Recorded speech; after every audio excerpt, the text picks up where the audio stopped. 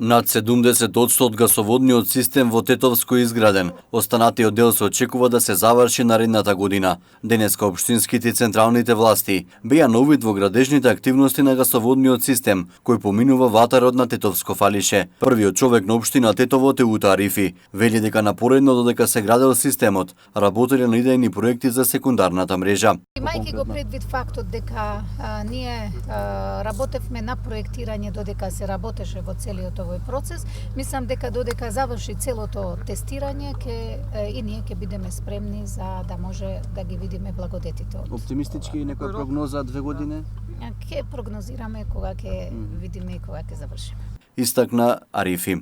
Гасоводниот систем ќе функционира на основа на модел на јавно-приватно партнерство, затоа што анализите покажале дека на овој начин граѓаните ќе добијат најевтин газ, но и приклучок за на мрежата.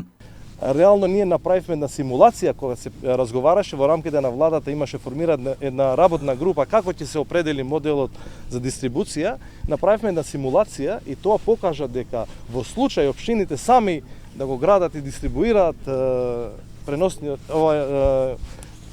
секундарната мрежа, мислам, во таков случај тарифите ќе бидат многу високи и во таков случај нема да има интерес за граѓаните. Нашата симулација покажува дека цената за приклучок, например, ќе биде со јавно-приватно партнерство 100 евра, наместо сегашниве што ги плаќат во Куманово и во Струмица, каде што се плаќа 800 евра. Рече Бајрам Реджепи, директор на Македонски енергетски ресурси.